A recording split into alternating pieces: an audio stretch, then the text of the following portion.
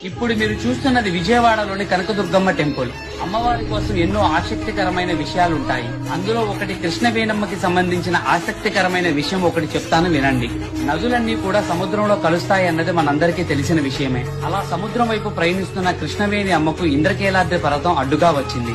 దానితో కొంచెం దారివ్వమని కృష్ణవేణమ్మ కనకదుర్గమ్మను ప్రార్థించింది. కనకదుర్గమ్మ కరుణించడంతో కృష్ణవేణి ఇంద్రకీలాద్రిలో బెజ్జం ద్వారా ప్రయాణించిందంట. అలా ప్రయాణించడం వలన మొదటిలో ఆ ఊరిని బెజ్జంవాడ అనేవారు. కాలక్రమంగా ఇప్పుడు బెజవాడగా మారిందని పురాణాలు చెబుతున్నాయి.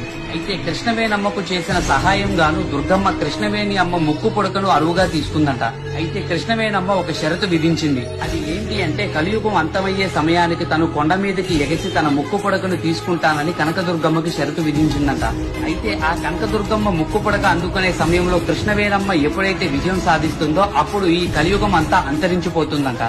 ఇప్పుడు మీరు చూస్తున్నది విజయవాడలోని కనకదుర్గమ్మ టెంపుల్. అమ్మవారి కోసం ఎన్నో ఆసక్తికరమైన విషయాలుంటాయి. అందులో ఒకటి కృష్ణవేణమ్మకి సంబంధించిన ఆసక్తికరమైన విషయం ఒకటి చెప్తాను వినండి. నదులన్నీ కూడా సముద్రంలో కలుస్తాయి అన్నది మనందరికీ తెలిసిన విషయమే. అలా సముద్రం వైపు ప్రయాణిస్తున్న కృష్ణవేణి అమ్మకు ఇంద్రకీలాద్రి పర్వతం అడ్డుగా వచ్చింది. దానితో కొంచెం దారివ్వమని కృష్ణవేణమ్మ కనకదుర్గమ్మను ప్రార్థించింది. కనకదుర్గమ్మ కరుణించడంతో కృష్ణవేణి ఇంద్రకీలాద్రిలో బెజ్జం ద్వారా ప్రయాణించిందంట. అలా ప్రయాణించడం వలన మొదటిలో ఆ ఊరిని బెజ్జంవాడ అనేవారు. కాలక్రమంగా ఇప్పుడు బెజవాడగా మారిందని పురాణాలు చెబుతున్నాయి. అయితే కృష్ణవేణమ్మకు చేసిన సహాయం గాను దుర్గమ్మ కృష్ణవేణి అమ్మ ముక్కు పుడకను అరువుగా తీసుకుందంట.